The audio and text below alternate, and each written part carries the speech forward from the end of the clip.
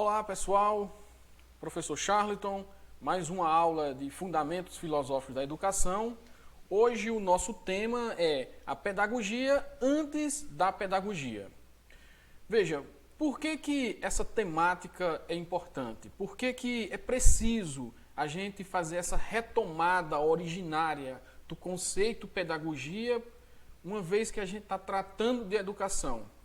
É porque a educação, ao modo que a gente conhece hoje, ela se dá exatamente por esse viés. Um viés filosófico que passa obrigatoriamente pela palavra pedagogia.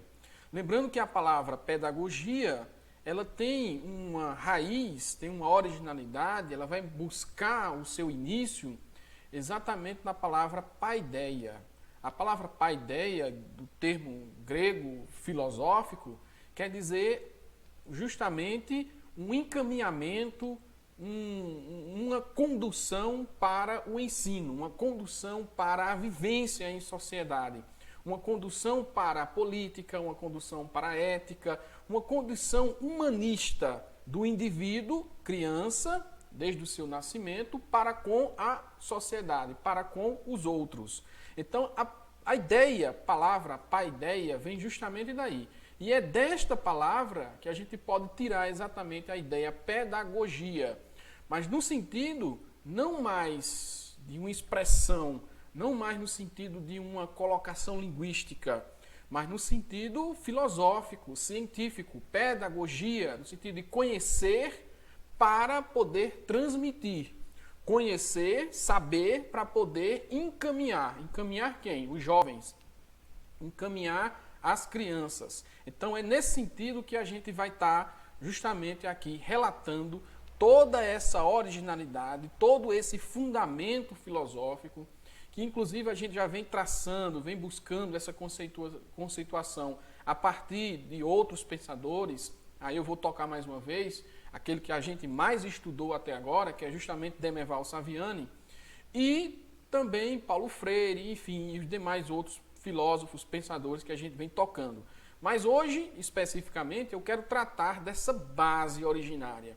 Eu quero dizer como é que se inicia essa pedagogia, mesmo antes dessa pedagogia. Então, vocês estão vendo aí um slide, uma apresentação que eu estou colocando, apenas para nos posicionar, para que vocês vejam, para que vocês consigam ler a partir daquilo que a gente vai dizendo a respeito dessa originalidade. Então, da escritora Barbara Botter, A Pedagogia Antes da Pedagogia, ela diz assim: filosofia é o desejo pelo saber em si mesmo, de uma maneira desinteressada, engloba tudo o que se refere a uma cultura intelectual. A filosofia é um bios, um estilo de vida, uma opção que não se situa no momento conclusivo da atividade filosófica, mas uma sequência de um percurso de conversão.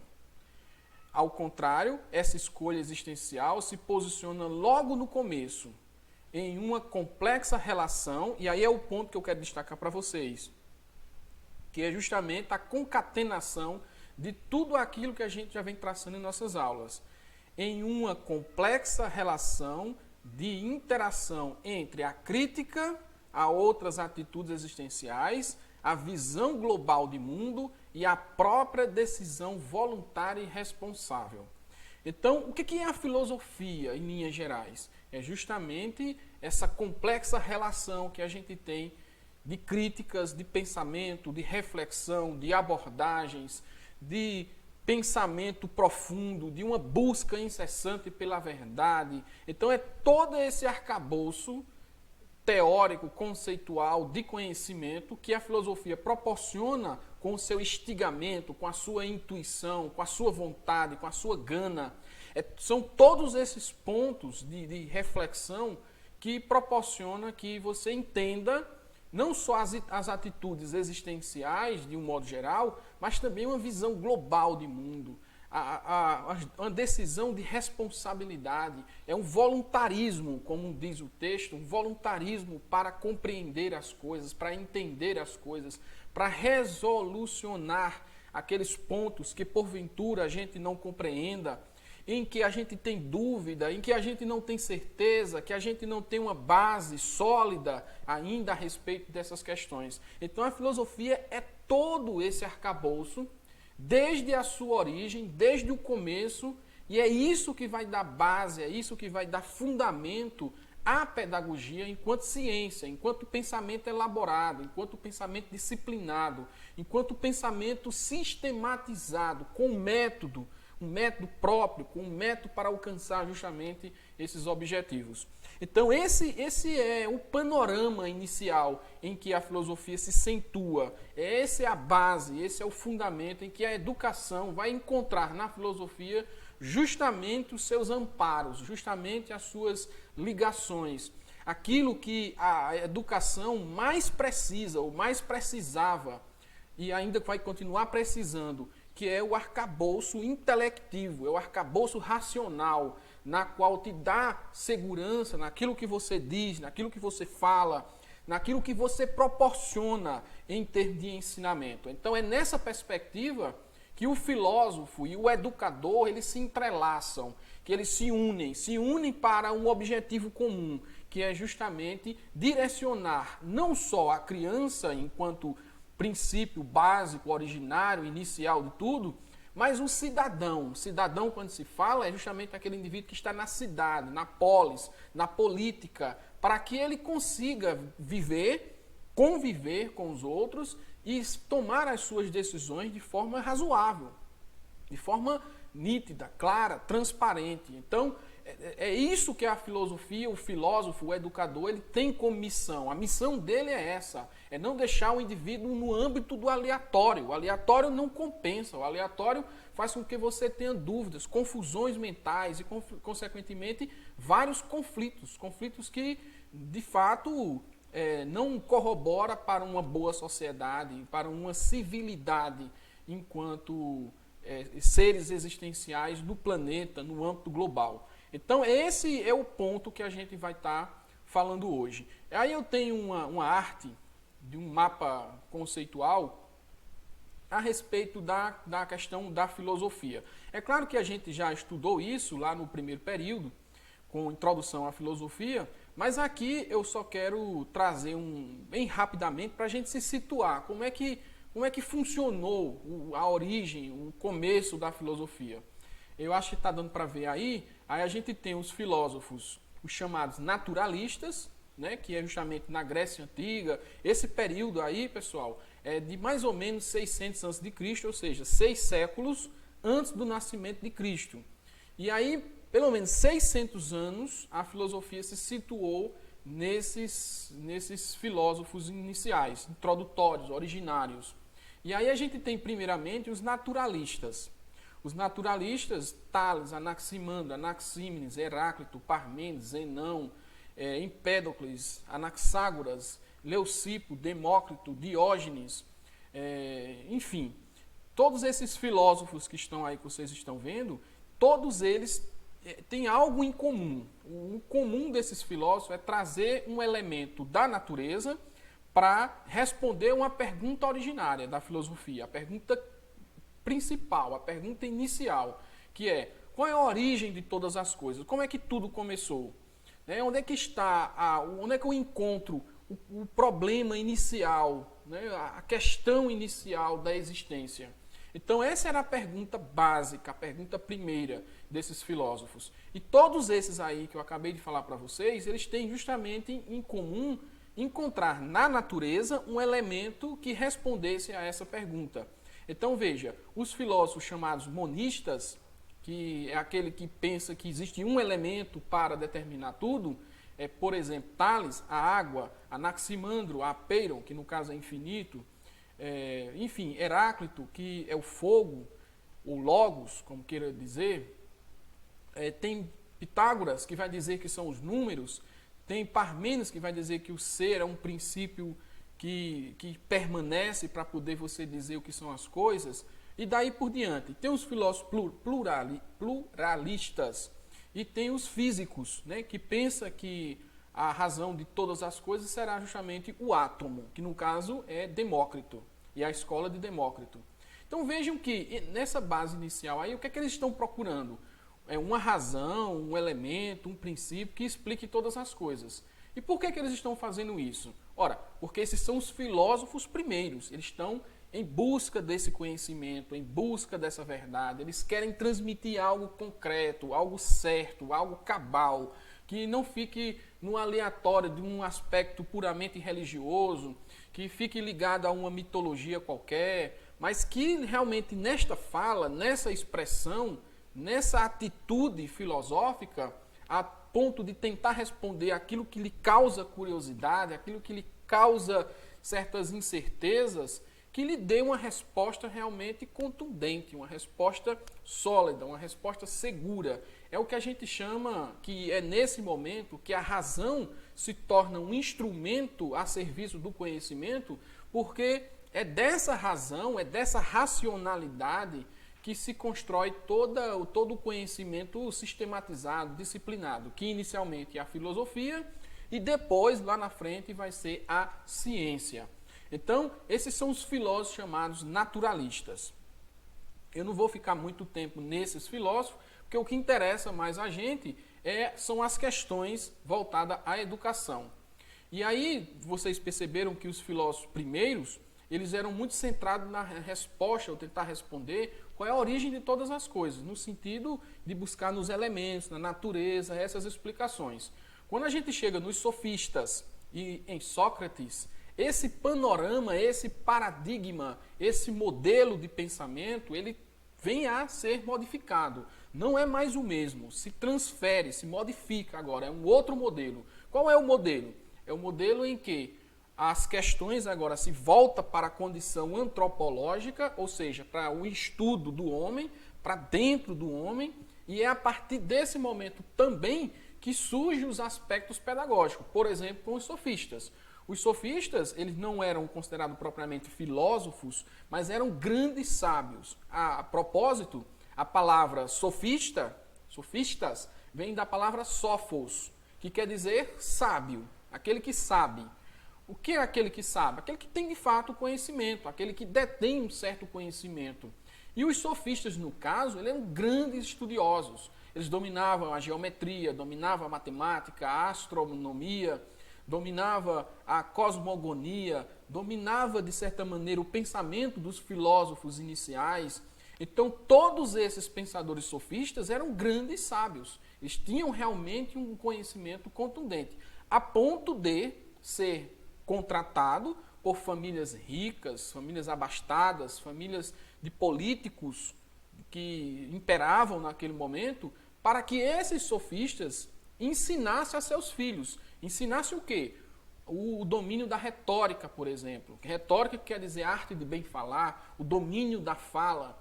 E quem tem o domínio da fala, a retórica, a oratória, esse indivíduo tem uma grande chance de, em multidões, por exemplo, convencer, persuadir essas multidões, esse povo. E é justamente isso que os políticos procuravam nesses sofistas. Mas só que você não tem um dom da fala aleatoriamente, você tem um dom da fala a partir de estudo, a partir do ensino. Esses sofistas iniciais, esses sófos, eles não tinham ainda a ideia, não se falava propriamente na ideia professor é uma palavra mais contemporânea, mas na antiguidade era chamado de preceptor. Então, esses grandes sábios eram preceptores, eram uma espécie de professor, eles eram os mestres, digamos assim, desses filhos, desses ricos, desse público elitizado da Grécia Antiga. Então eles eram contratados, eram brilhantes nas suas argumentações. Não eram considerados filósofos, porque inclusive quem faz essa distinção vai ser Platão, porque Platão vai considerá-los como uma espécie de engodo, de sábios enganadores, sábios ilusórios. Eles não estavam preocupados propriamente com a questão da verdade. A verdade para Platão é algo inegociável, porque o filósofo, de fato, ele tem essa preocupação com a verdade. O filósofo, doa quem doer, ele vai buscar essa verdade profundamente e vai expor essa verdade, vai mostrar essa verdade. Mesmo que essa verdade, de alguma maneira, venha de encontro a ele mesmo, como é o caso de Sócrates. Sócrates, por causa da verdade, ele vai ser condenado, preso e morto por causa que ele queria justamente expor essa verdade. Então, a diferença básica entre os sofistas e Sócrates, que é considerado o filósofo dos filósofos para Platão, é exatamente essa questão. Um diz a verdade, independentemente do que venha a acontecer, e o outro pode tergiversar a respeito dessa verdade, pode titubear a respeito dessa verdade. De que maneira? De acordo com seus interesses. Eu escondo essa verdade ou exponho essa verdade de acordo com o meu interesse. O filósofo não. Não existe essa questão do interesse. Não existe essa questão da minha vontade pessoal. Não existe essa questão de que eu tenho que de repente pensar se eu vou perder com isso, eu vou ganhar com aquilo outro. Não. O filósofo simplesmente ele tem um compromisso com o conhecimento. Ele tem um compromisso em dizer a verdade.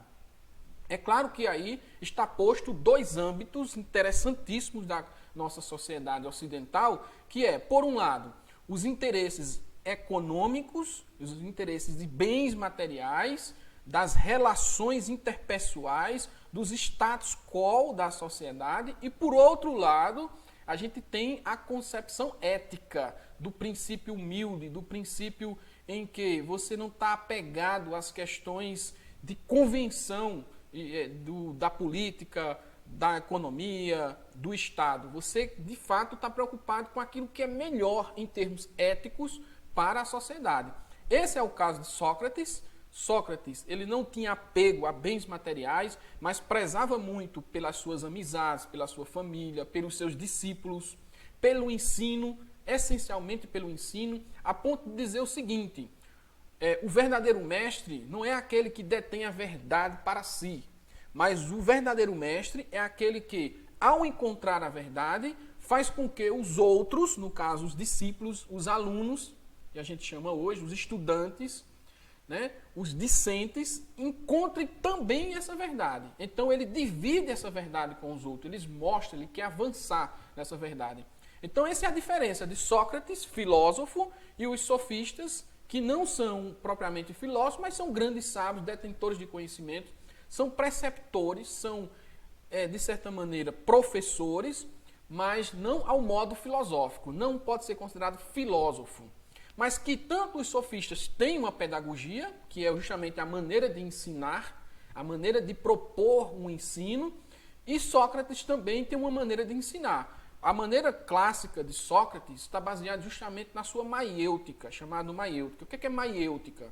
É o método socrático, que é o de questionar, de perguntar, de buscar incessantemente essa verdade.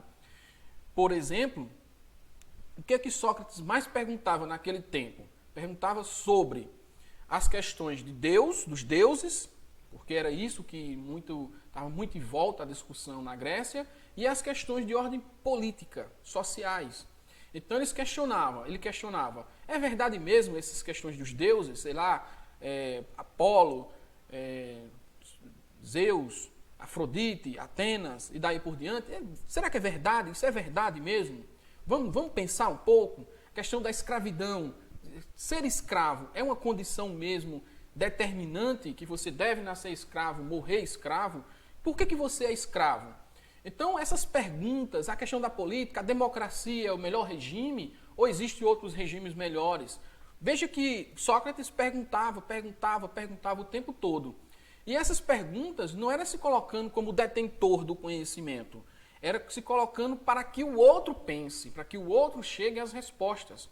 E não dar as respostas prontas, fazer com que o outro pense, para que o outro reflita sobre aquelas questões que estão sendo postas.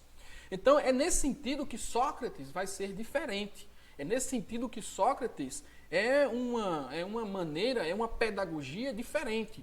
Mas tanto Sócrates, com a sua maiêutica, tem esse aspecto pedagógico, como também os sofistas têm esse aspecto pedagógico. Então, Sócrates tem isso em sua mente, em suas colocações. Sócrates, a gente discute um pouco mais adiante, vamos entender as vertentes filosóficas desse pensamento pedagógico, desse pensamento educacional. Então, a gente tem aí no quadro que vocês estão vendo, dois grandes gigantes da filosofia, os maiores de todos os tempos para muitos estudiosos. A gente não consegue falar de filosofia, pensar filosofia, veja que ela já tem 2.600 anos, mais de 2.600 anos, sem passar por essas duas colunas, por esses dois pilares do pensamento ocidental, que por um lado é Platão e pelo outro é Aristóteles. Quando a gente fala Platão, a palavra imediata que nos vem em mente, que aparece para a gente, é a palavra idealista ou idealismo. Quando a gente pensa Aristóteles, a outra palavra que de imediato nos aparece, nos mostra, nos vem à mente, é justamente a palavra realista ou realismo. Bom, já deu para entender que são duas vertentes distintas. Eu não vou dizer que separadas, como muitos querem colocar, como situações opostas e tudo mais. Nem vejo muito por esse lado. Eu considero que são distintas. Há realmente algo peculiar no pensamento de Platão e algo peculiar no pensamento de Aristóteles. Então, o que é que constitui o idealismo platônico?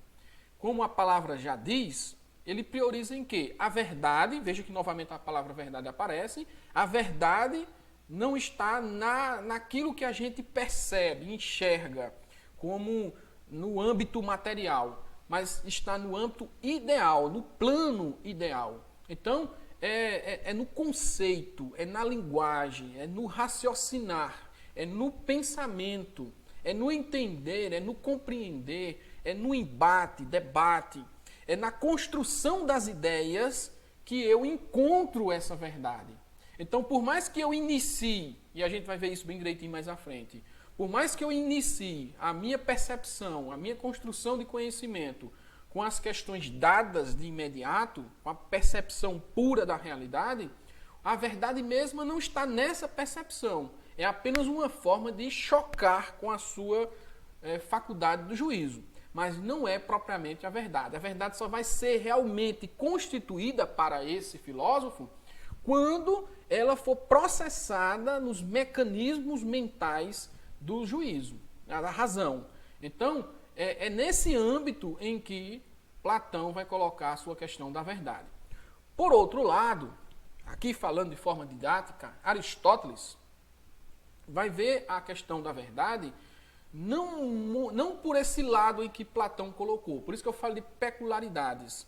Apesar que Aristóteles vai ser discípulo de Platão, ou seja, Platão é o mestre de Aristóteles. Eles rompem num determinado momento, porque Platão não deixa ele para ser o coordenador da sua academia, coloca Xenofontes, e ele fica um pouco magoado com isso, e aí meio que rompe, ele funda a sua própria escola, chamada de Liceu. Ele funda o Liceu, onde vai ter vários alunos, vários estudantes junto com ele. Mas o que esse filósofo propõe, diferentemente de Platão, é que a verdade está no âmbito real, como a palavra aí diz.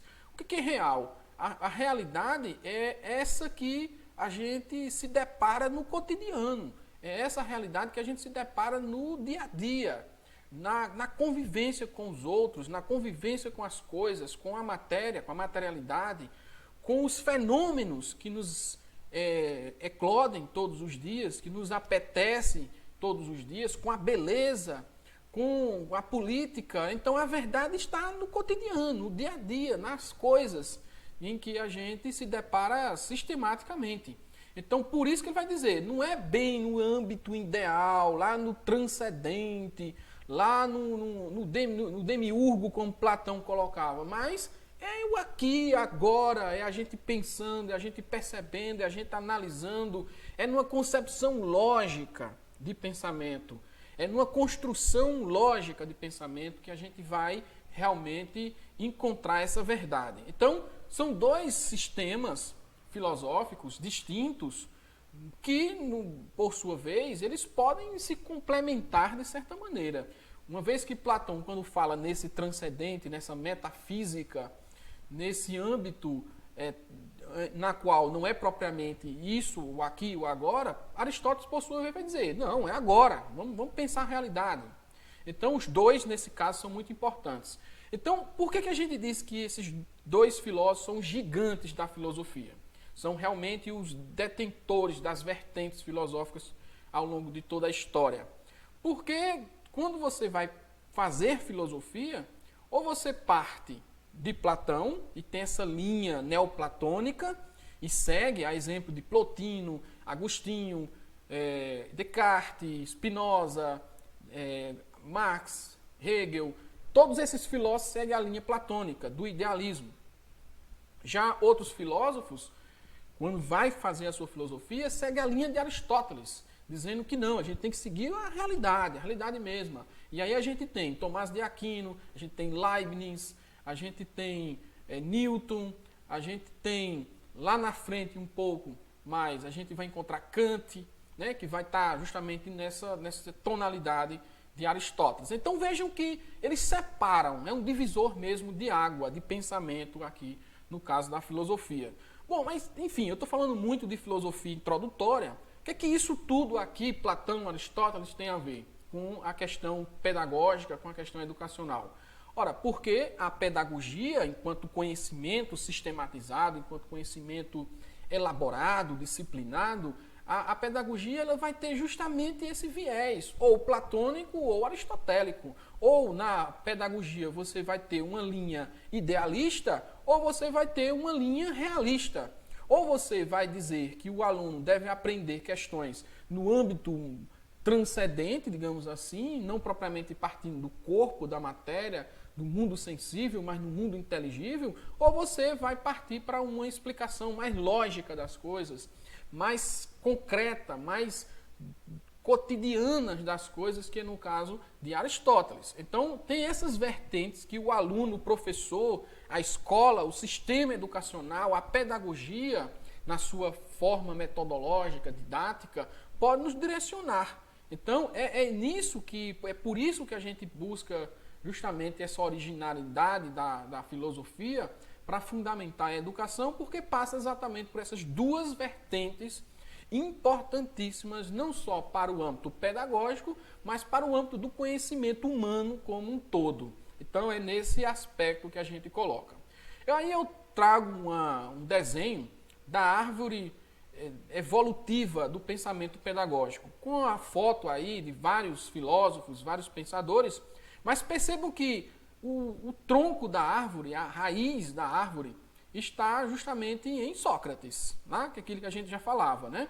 Aí de um lado aí na árvore azul, você percebe Platão e todos os filósofos que vão seguir Platão. Na árvore aí laranja roxa um pouco, você vai perceber os filósofos que seguem o pensamento de Aristóteles.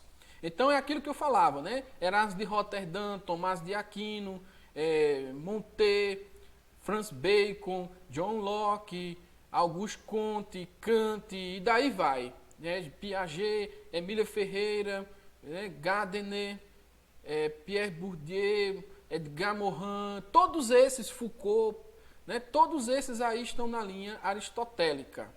Já do outro lado, você vai encontrar a linha de Platão.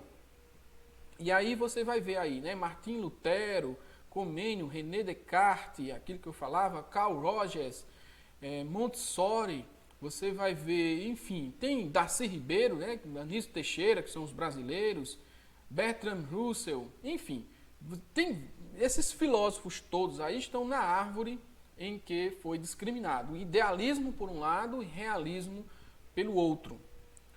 Dando continuidade, e aí sim a gente pontuando melhor a questão de Sócrates, a gente vê aí que Sócrates, como a gente falava, ele é o mestre de Platão e vai ter um pensamento filosófico importantíssimo para a questão da educação, porque ele vai tirar a filosofia em que inicialmente estava com a cabeça lá no céu, lá na cosmologia, na cosmogonia, lá nas estrelas, e vai trazer para a Terra, vai trazer para a condição humana, para pensar o homem.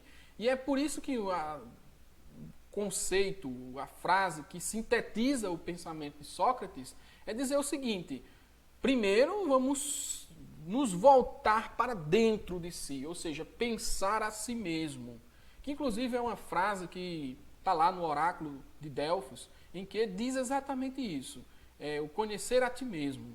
Nesse caso aí, Sócrates, ele leva isso como um lema em sua filosofia e é por isso que ele sai na sua maiêutica abordando os jovens nas praças, nos templos, na cidade, à procura de ensiná-los, de mostrar como é que ele pode mergulhar, fazer esse mergulho dentro de si para encontrar justamente respostas, encontrar essas verdades.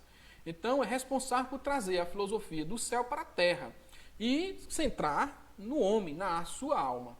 É o primeiro ponto. Então, os pensadores sofistas, como eu já coloquei, não tinham esse mesmo viés, porque a sua proposta era uma proposta de preceptor, onde ganhava dinheiro, era uma espécie de mercenarismo do conhecimento, na qual determinava para muitos desses jovens, filhos de políticos, a eloquência, né? A persuasão, a oratória, a retórica. Então, tudo isso os sofistas faziam. Sócrates se preocupava mesmo em transmitir algo que os jovens buscassem com mais determinação, em termos de vivência, de convivência com a cidade, com os outros, que era um método de investigação à procura exatamente dessa verdade.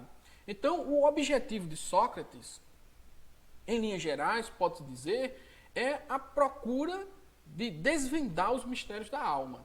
Não voltado para a fortuna, para os bens, mas para as questões mesmo em que envolvem o entendimento dele mesmo, o entendimento das pessoas, do indivíduo, do homem. Ele, claro que a sua abordagem filosófica, pedagógica, e aí onde é que a gente vai chegar, que é o primeiro a colocar isso, a sua abordagem com esses jovens, o seu ensino, a sua pedagogia, era centrada em estabelecer um diálogo profundo. Esse diálogo é por meio do diálogo, da dialética, como Platão vai colocar, é por meio da dialética que você proporcionaria esse aprofundamento, que você tornaria esse jovem mais sabedor dos problemas profundos da sua existência, da sua alma e da sua convivência uns com os outros. Então é nessa linha que ele vai colocar. Então o diálogo para Sócrates é realmente algo fundamental. Sócrates é considerado maiêutico, a palavra maiêutica vem justamente da mãe, entre aspas, de Sócrates, que era parteira, né? Então, a maiêutica é nada mais, nada menos do que fazer com que nasça crianças. No caso de Sócrates, é fazer nascer ideias, fazer nascer verdades. Então, esse era o objetivo do professor, do mestre, do filósofo Sócrates. Então, essa era a ideia. Então, o que é a dor do parto? Né? É o momento em que o filósofo, partindo de premissas de que nada sabia, é justamente aquela famosíssima frase de Sócrates, na qual ele diz, só sei que nada sei, que muitos estudantes gostam de repetir, mas numa linha em que quer se esquivar de um estudo, você quer se esquivar de pensar mais profundamente. Sócrates, pelo contrário, era na verdade uma afirmativa irônica quando ele falava isso. Só sei que nada sei. Ele se colocava numa situação em que estava alheio realmente à verdade, ele ignorava a verdade, entre aspas, e deixava com que o outro realmente pensasse. Então, ele era um interlocutor para justamente fazer com que essas verdades aparecessem. Então, com esse modo, com esse método, ele fazia com que as ideias viessem a surgir, viessem a nascer. Então, é por isso que é um momento de reconstrução dos conceitos, em que o próprio interlocutor ia pontuando, fazendo com que os conceitos verdadeiros viessem a se aproximar sucessivamente. Expressão, é daí que vem a expressão justamente maiêutica. Então, qual é o papel do educador? É de ajudar o discípulo a despertar o próprio espírito.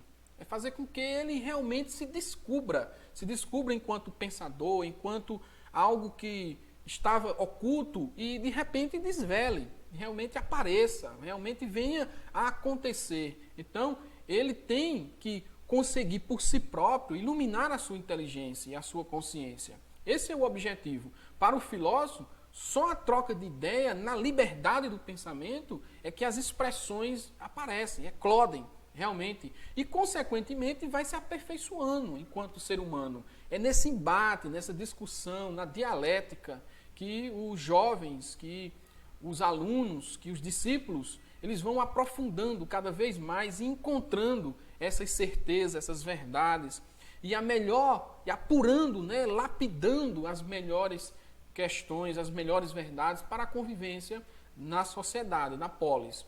Então, é esse o objetivo geral de Sócrates. E é por isso que se diz que pedagogia, que diz que educação, de fato, inicia nessa paideia grega. Inicia com esses filósofos. Se inicia com Sócrates. Sócrates é não só o pai da filosofia, como uma grande ferramenta de pensamento, mas também o primeiro grande mestre, o primeiro grande professor, em que se colocava numa situação de humildade, e dessa humildade aí surgia os conceitos, surgiam as ideias, surgiam as verdades mais rebuscadas, mais complexas para a convivência um dos outros. Pena em que sempre que o filósofo traz esse benefício para a sociedade, para as pessoas, ele é interpretado por aqueles que detêm o poder como algo perigoso, como algo que ameaça, e certamente eles determinam que não continue o seu trabalho, não continue o seu processo educativo, o seu processo crítico, o seu processo de filósofo. E aí, consequentemente, recai com uma penalidade, que no caso de Sócrates foi a morte. Então, saindo de Sócrates, a gente chega no discípulo de Sócrates, o mais importante, né, que é Platão.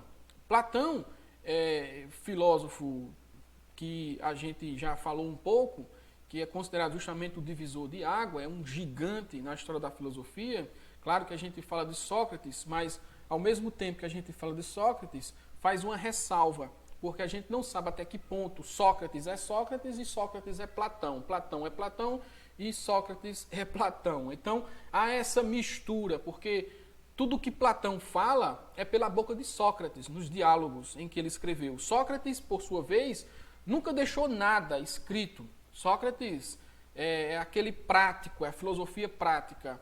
E toda a prática socrática é descrita por os diálogos de Platão. Então a gente conhece Sócrates por Platão. E, consequentemente, a fala de Sócrates em Platão é justamente o pensamento de Platão. Então, é essa mistura de personagens, de personalidades, de filósofos, que fica esse mistério, né? Platão e Sócrates. Mas o fato é que Platão, ele aqui constrói uma filosofia própria e nos proporciona justamente um conhecimento interessante, né? Que nesse caso da educação. Então, Platão, para ele, o filósofo, ele tem que construir um sistema, e nesse caso, em relação à educação, ele constrói esse sistema de ensino que mobiliza toda uma sociedade para formar sábios e encontrar, consequentemente, a virtude. Virtude, lá neste caso de Platão, é no sentido de encontrar o refinamento do espírito, o refinamento das ideias. Esse refinamento vai ser dado justamente no âmbito das ideias, no âmbito da pura forma das coisas. É quando o filósofo chega no último estágio desse conhecimento. Então, qual é o objetivo do sistema de ensino? O objetivo, segundo Platão, é justamente tornar esse indivíduo cada vez mais refinado, filósofo, em outras palavras. Então, é essa a busca última que o Platão coloca em relação à questão do ensino. Então, o que é ensinar? É refinar, é tornar o indivíduo mais profundo quanto for necessário para determinar um grau de conhecimento apuradíssimo em que te eleve, consequentemente, à verdade pura, à verdade máxima, à verdade do demiurgo, que esse indivíduo, ao nascer, segundo Platão, ele não se recorda de um âmbito em que ele já se encontrava antes, que era justamente o demiurgo, a verdade pura. E que só com o passar do tempo e com esse ensino, com esse refinamento, é que ele vai se recordando, que ele vai remanescendo essas ideias e, consequentemente, chegando à posição do grande pensador que é o filósofo. Então, o objetivo final da educação para o filósofo era formar esse homem moral. Moral por quê? Porque, segundo Platão, é no âmbito da pura verdade em que você encontra o sumo bem, né? o bem puro. E quando se fala em bem puro, é claro que eu estou falando aqui de uma concepção ética universal, de uma ética maior. E a ética, enquanto ensino, enquanto estudo, enquanto pesquisa, enquanto ciência, ela tem como objeto de análise, de investigação, a moral. Então, esse filósofo, se formando e tendo essa concepção apurada, ele encontraria, consequentemente, essa moral pura. Para que essa moral? Qual é o objetivo? Para tornar o Estado melhor, para tornar o Estado justo, para tornar o Estado mais seguro, um Estado em que me dê condições de realmente não ter nenhum problema, de viver em paz, sem conflito, onde harmonicamente as pessoas convivem e são felizes. Né? Então esse é o sumo bem em que Platão coloca. É uma espécie de céu na Terra. É esse o estado que Platão prevê na sua utopia filosófica, educacional. Esse é o objetivo da educação, tornar o Estado justo, o Estado belo, o Estado harmônico, o Estado em que as pessoas não têm diferença, em que não viva com conflito, em que cada um esteja na sua posição exata, que encontre realmente os vieses necessários para o seu bem-estar e que nas suas ideias, nas suas relações, no seu sentimento, ele encontre esse bem-estar social. Então, esse é o objetivo final da educação. É por isso que ele pensava em termos de buscar a virtude a partir de uma busca incessante justamente da verdade. É a verdade que vai proporcionar isso. É a verdade que vai me dar essa condição. Sem a verdade, não há justiça, não há virtude, não há educação, não há ensino, não há Estado. Não há estado de bem-estar. O Estado só se encontra em guerra, em conflito, em desarmonia, porque nesse estado não se dá a verdade está distante. E a verdade, evidentemente, só é possível com a busca do conhecimento. Por quê? Porque é o conhecimento a virtude já de imediato. Então, virtude já é conhecimento.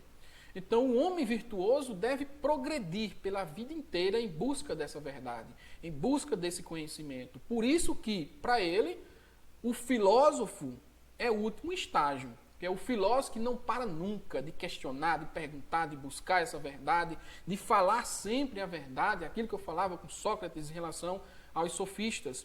Né? Não interessa aquilo pessoal que eu penso a respeito de mim, não são os meus interesses, mas é expor realmente a verdade, o conhecimento. É daí que surge a justiça.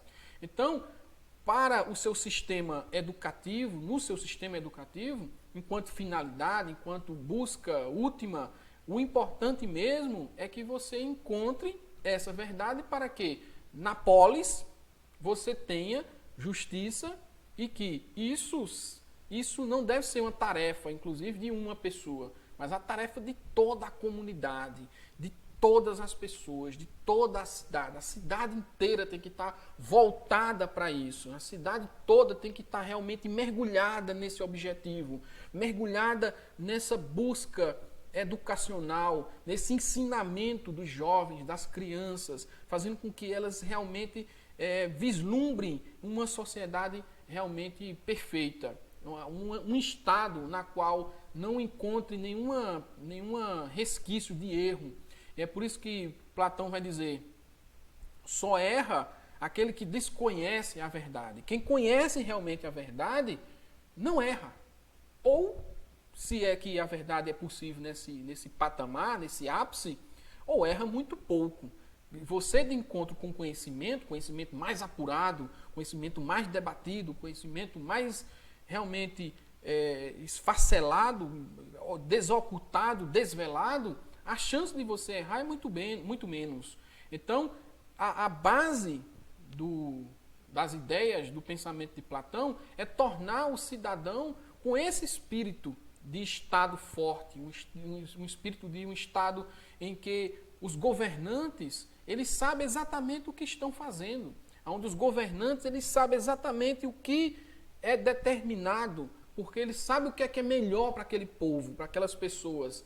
As suas deliberações não são deliberações aleatórias, não são deliberações no achismo, na opinião, mas são deliberações pautadas nessa verdade. É uma verdade em que o conhecimento é um mantra principal de toda a narrativa dos interlocutores dentro dessa cidade-estado. Então, na República de Platão, não há espaço para equívocos por meio do achismo, por meio da opinião. O rei filósofo, e no caso aqui é onde ele quer chegar, o governante, que quem deve realmente governar para Platão, é esse indivíduo em que desde o seu nascimento ele buscou esse conhecimento, ele realmente foi de encontro a essa profundidade e não ficar na superficialidade do achismo, do achar que pode fazer determinadas questões. Então Platão, para ele, o forte mesmo é buscar justamente esses homens sábios, filósofos, que vão governar esse Estado. É por aí que passa o pensamento inicial da educação de Platão. Platão, ele estava tão à frente do seu tempo que, enquanto a sociedade grega era extremamente discriminatória, preconceituosa, por exemplo, com escravos e mulheres, Platão já falava que mulher e escravos devem conviver no mesmo patamar de sociedade, sem distinções, sem diferenças. Então, meninos e meninas deveriam ter acesso ao ensino de forma universal, sem olhar se é menino ou menina. Então, desde sempre, Platão já colocava dessa forma. E esse ensino é educação permanente. Platão não vê a educação só como um estágio inicial da vida e depois você não deve estudar, não. Mas uma educação permanente, uma educação para a vida toda. É uma ideia de que ele defende que a instrução, por parte educativa, ela deve ser realmente desde o nascimento até se tornar governante. E mesmo sendo governante, você continua a ter essa formação. Então, essa é a educação segundo Platão. Para isso, claro, ele sistematiza, é o primeiro sistema pedagógico, é o primeiro sistema educacional que se tem notícia, pelo menos a gente não encontra em outras civilizações, é de fato na civilização grega antiga, e especialmente a partir do pensamento de Platão, que você vai ver trilhado como deve realmente ser a educação, como deve ser o ensino, como é que o Estado deve se comportar frente à educação. Então é com Platão que inicia justamente esse sistema planejado, esse sistema que o indivíduo realmente vai se formando e vai ganhando essa tonalidade, essa tônica de rei filósofo. E que, claro, que a sociedade com isso vai ganhando e vai agregando toda essa rede, né, de conhecimento e tornando a polis numa cidade cada vez melhor. É claro que o talento da genialidade não será para todos, né? Platão é muito enfático, é categórico nesse sentido, em dizer que apenas alguns chegarão a essa genialidade do filósofo. Ser filósofo é para poucos, ser filósofos é para alguns, muito poucos inclusive. É por isso que ele vai se tornar governante. E claro que para ver quem é filósofo, para chegar a esse ponto de ser filósofo, vários testes de aptidão vão ser aplicados. Né? Aplica-se vários testes ao longo da vida educacional, da vida de ensino dessas crianças, desses jovens, para poder discernir realmente quem é gênio, filósofo, ou quem está apenas no estado, na cidade, a serviço dessa cidade, no sentido de ser um guardião, no sentido de ser alguém que vai ser uma espécie de agricultor, que vai alimentar a cidade, um artesão, enfim. Então, há essa nuance em termos de diferença do filósofo para com os outros cidadãos. O filósofo é diferenciado, por isso que ele vai se tornar governante, vai se tornar um rei filósofo. Então, Platão, veja como, mais uma vez, ele está na frente, né, daquele tempo. Ali eu estou falando de 350, mais ou menos, antes de Cristo. E Platão já falava em que o autoritarismo na educação não é bem-vinda. A criança, ela deve estar livre, ficar à vontade para desenvolver as suas capacidades iniciais. É claro que depois ele vai sistematizar isso melhor, principalmente depois dos 10 anos, mas a criança, enquanto criança, ela deve ficar à vontade para desenvolver, e conversar, e dialogar, e debater, e ir crescendo justamente no aspecto humanista dela. Então, ele defende esse processo e rejeita completamente o autoritarismo. Ser autoritário na educação causa muito mais danos do que realmente benefícios. Então, o ideal é que essa criança aprenda, mas aprenda de uma forma, inicialmente falando, mais espontânea, mais livre. A gente vai aprofundar isso agora, mais à frente. Então, vejamos o que é que Platão diz com relação ao aprendizado. Como é que se aprende? Então, a formação dos cidadãos começaria antes mesmo do nascimento. Isso na organização. Isso está tudo descrito lá na República, que é o livro importante, um dos livros mais importantes do diálogo de Platão. E ele vai estar falando isso, em que, mesmo antes do nascimento, a criança já teria ali um destino traçado para essa genialidade, digamos assim, que é voltar justamente esse ensino para o filósofo. E claro que esse planejamento já começa nos filamentos da família, que eles chamam de planejamento eugênico da procriação. Então, dali já começa a trilhar como é que os pais, ao se unirem, tornariam um indivíduo mais sábio ou menos sábio, voltado para a filosofia ou não para a filosofia. Então, as crianças, desde sempre, seriam levadas para um campo reservado em que o Estado tomaria de conta, porque Platão considerava que, por os pais não terem passado por um processo mais refinado do conhecimento, uma educação formativa que lhe desse condições de expurgar a corrupção, de expurgar completamente o erro, ele, consequentemente, levaria isso também para os filhos. Então, para que isso não ocorra, Platão falava que era preciso que as crianças ficassem em um campo isolado e só depois é que essas crianças viriam para a sociedade. Mas inicialmente ficariam afastadas dos pais. Então até 10 anos, é aquilo que a gente falava, o ponto 3 aí que vocês estão vendo em tela. Até os 10 anos, a educação seria predominantemente física e constituída de brincadeiras, esportes. A ideia era criar uma reserva de saúde para toda a vida. Então, é claro que Platão, inclusive, vamos pegar aqui um ponto, um adendo nessas questões, a palavra Platão não é nome propriamente dele, isso é um apelido. O nome de Platão é outro, é Aristófanes. Ele ganha esse nome porque justamente ele tinha um porte atlético considerável. Ele tinha as omoplatas, que são os ombros, os ombros avantajadas. E aí, por ele ter justamente esse porte atlético, as omoplatas largas, era chamado de Platão. Então, ele recomendava de fato o esporte. Lembrando que as Olimpíadas começam justamente na Grécia. E ele é um atleta olímpico. Ele, de fato, ele chega a praticar o esporte justamente com essa perspectiva da saúde. A medicina estava realmente ligada a essa ponte, essa parte educativa do corpo. Então, Platão falava, corpo são, mente sã. Então, se o seu corpo está bem, a sua mente vai estar bem. Se o seu corpo está mal, a sua mente também não vai estar boa. Então, esse é o objetivo, é uma reserva para toda a vida. Até os 10 anos, brincadeira e esporte. Então, predominantemente física. Em seguida, começaria a etapa da educação musical. Veja aqui, brincadeira, esporte e agora música. E por que a música, a poesia?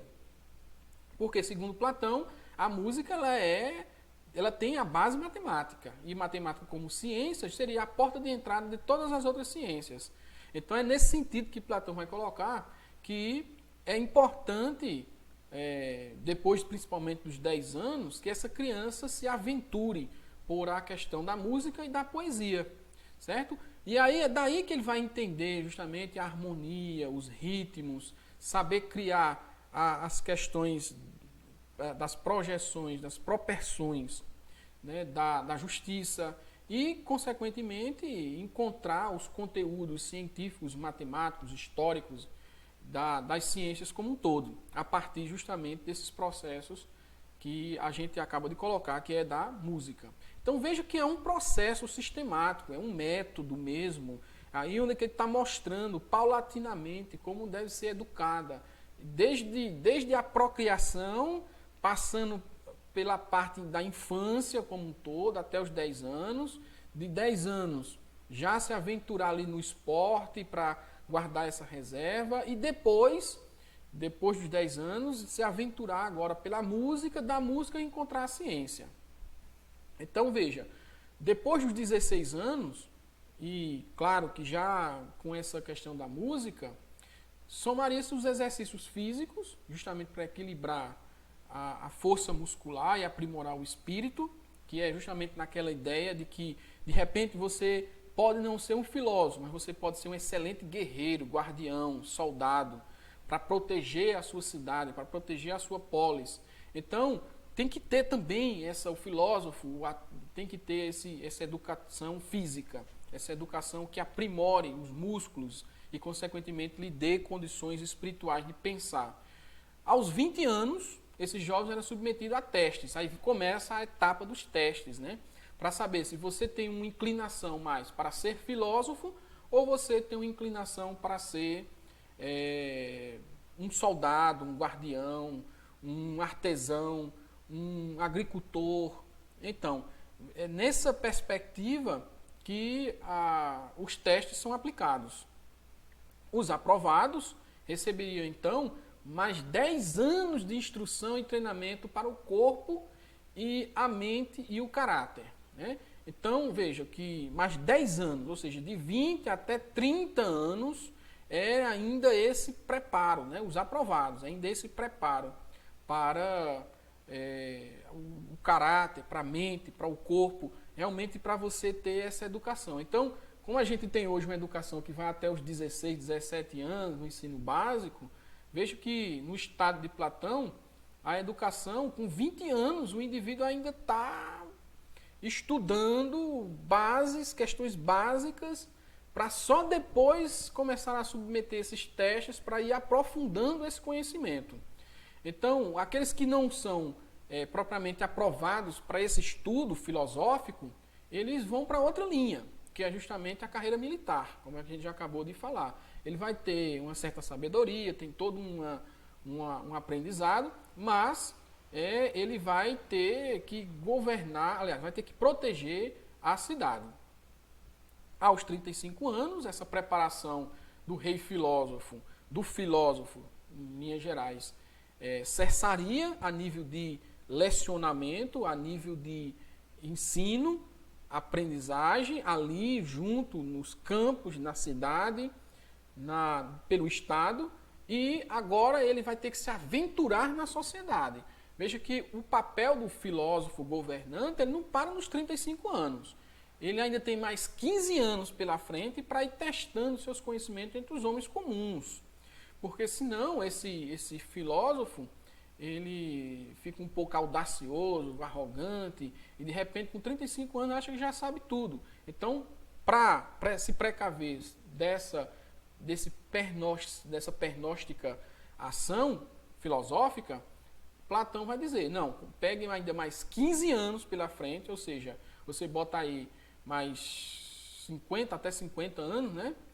Esse indivíduo vai ter que ainda testar os seus conhecimentos, para só a partir desse momento realmente ser ou governante ou realmente ser um guardião da cidade. Então percebam que é um longo tempo, é um longo processo esse ensino de Platão, E com isso, com essa parte toda, a gente encerra com esse quadro que eu estou aqui, pelo menos da aula de hoje, demonstrando para vocês como é que funciona essa verdade e esse conhecimento platônico. A gente já estudou bastante esse quadro aqui, principalmente na aula de Introdução à Filosofia, mas apenas para situar o que é entendido como conhecimento, como educação em Platão, ele vai dizer que o indivíduo começa sem recordar do conhecimento, sem recordar da verdade. E que ele, ao encarnar, porque inicialmente ele está no demiurgo, ele está no âmbito das ideias, ao encarnar, ao nascer, ele vem para um mundo sensível. Está aí em tela, no quadro, vocês estão vendo, está no âmbito sensível. E lá no plano A, ele está ainda nas conjecturas, na ilusão, nas sombras, ele não tem as ideias muito claras. Equivaleria mais ou menos àquela parte da criança, né, que chega lá na cidade-estado e que tem que brincar, tem que desenvolver as suas habilidades, né, com lúdico, enfim, de uma forma muito à vontade. Então é por isso, ele não tem esse conhecimento ainda apurado, não está claro para ele esse conhecimento. Então, com o passar do tempo, ele vai avançando, vai chegando a um outro grau de conhecimento. É quando ele chega ali na crença, né, na opinião, na doxa, que se chama. A doxa é uma espécie de conhecimento ainda sensível, mas já um conhecimento mais aprofundado, mais elaborado, onde você vai se apegar a alguns ídolos, você vai se apegar a algumas questões dogmáticas, em que você não abre mão, digamos assim. Então é a opinião, né? Uma opinião em que ainda não é propriamente um conhecimento verdadeiro. A verdade ainda não está aí. Quando chega no âmbito inteligível, é que de fato esse conhecimento será mais apurado, mais profundo. E é justamente quando ele encontra os objetos matemáticos. É um conhecimento realmente científico, é um conhecimento em que, inclusive, eu não preciso mais do corpo, da matéria, eu não preciso mais dos objetos sensíveis, propriamente, para poder pensar. Com a matemática agora, com a especulação racional, com a racionalidade, eu já consigo dizer o que é a verdade. E o último estágio, que é o sumo bem, é a pura verdade, é realmente o demiurgo, é onde o filósofo se encontra, é no âmbito das ideias. Os filósofos, é por isso que a gente tem muito essa relação, é um filósofo que pensa, é o filósofo do âmbito ideal, é aquele filósofo realmente em que tem um conhecimento com a cabeça lá no demiurgo. Então é justamente a dialética, é a ciência pura, é onde está a verdade. É onde o filósofo, depois ali de ter passado por todo aquele processo que vocês viram, lá pelos 50, 60 anos, é que esse filósofo se volta para a cidade e agora vai governar porque ele está amparado com esse bem puro, com essa verdade pura e com esse conhecimento mais apurado, que agora não é um conhecimento qualquer, é um conhecimento científico, é um conhecimento epistemológico.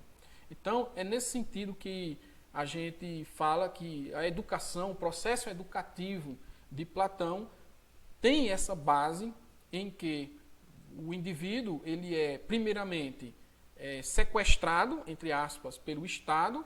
O Estado dá todo o preparo para ele, toda a base educativa, com um processo muito bem sistematizado, muito bem elaborado, e com uma finalidade, que a finalidade fazer inclusive uma separação, uma espécie de peneira. Ou esse indivíduo vai ser o rei filósofo, que é o ápice de hierarquia, digamos assim, ou ele vai ser uma peça, uma engrenagem importante no funcionamento, na dinâmica do Estado. Pode ser um guardião, por exemplo.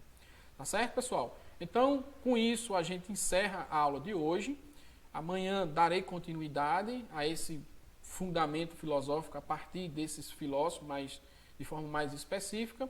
Eu espero que vocês tenham entendido. Acho que com a questão do slide aqui, do material, dá para vocês irem acompanhando melhor. Até a próxima e um abraço.